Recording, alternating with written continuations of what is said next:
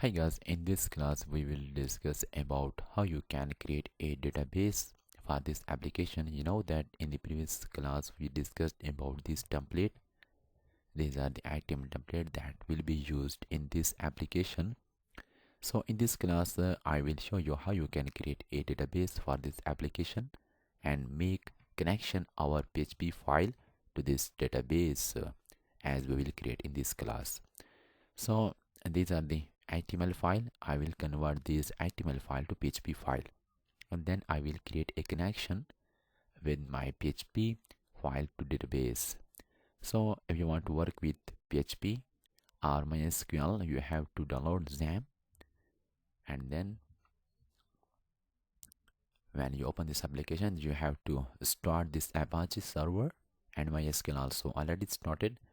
Then close this one, and here you have to type localhost and then remove this dashboard and write here php my admin if you want to create a database.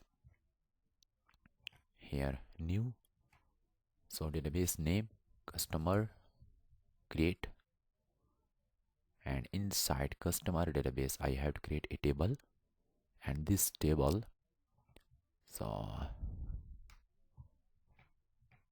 one name, email, 2 3 4 5 6 7 7 field I need, and one field is for ID. Table name is customer info and create.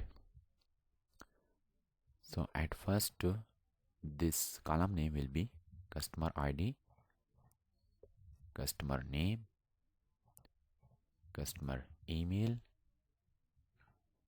and customer password, and also customer city order country, customer city, customer order, and customer country, and then customer image,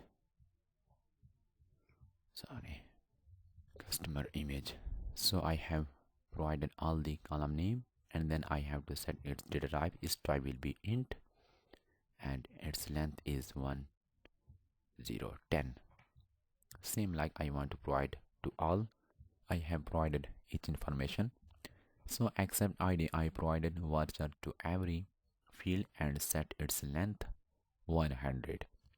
And then I can also make a primary key for this table. Its primary key will be a ID, and this is a primary key. And also I check this auto increment. I did not need to provide ID, it will increase automatically one by one. So database table is created. Now you have to click on this save button. Table is created now, and you can also browse this one to see its proper structure. Browse, here data will be displayed, and here you can analyze its structure, column name, data type, and other about collection attributes. So this auto increment, and this key means this is a primary key. So database is created, and also table also created. In this table our data will be stored. So when user make registration, this data should be stored in this table. Now what I have to do next, I have to make connection with this database. So for that reason, this is a register.html. I need this PHP file. For that reason, I have to create a new file and copy this coding and paste here, and into XAMPP folder htdocs I want to secure CRUD, because in which I will add functionality of login logout. That is why this is a secure CRUD folder. Inside this one, register.php. Now remove this HTML file. Now what I have to do, I have to write here, so remove this HTML file, and then localhost, and then your application name is secure CRUD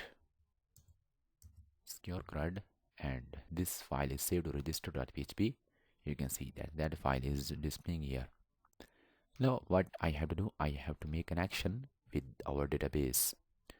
For that reason, what you have to do, you have to at the top of this file in which you want to make an action,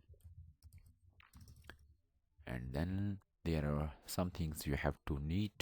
First of all, localhost means what is your server, username of the database, user password of the database, and database name. So this information you have to need. This information you have to provide. Server name, this is the variable, this is a server name. Server name is localhost. Username is a root. By default, when you create a database, it's by default username is root and host name is localhost, and there is no password. So this information you have to provide here. Localhost is a server name, root is a username, there is no password, and customer, this is the database name. And then MySQLi connect method is used to connect this PHP application with database of MySQL. Server name, username, user password, and database, and store this connection in this variable. And using if statement, if structure, I want to say that if this connection is not set, then this error you have to display. So I want to refresh this file. If there is error, it means that connection is not established. You can see that there is no error. For example, I want to make some mistake with incorrect database name. When refresh, you can see that unknown database. So it means that there is no error. It means that properly connection is established with this database. In the next class, we will discuss how you can register a customer. Customer will provide information. It's basic information. When you, a customer click on this register button, this information will be stored in this table. So this is a insertion of record into a database. So in the next class, we will discuss about this one. Meet in another class. Thank you.